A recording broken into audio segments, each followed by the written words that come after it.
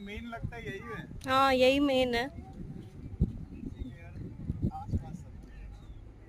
मैं भी last time यही आके इधर से ही चली गई थी।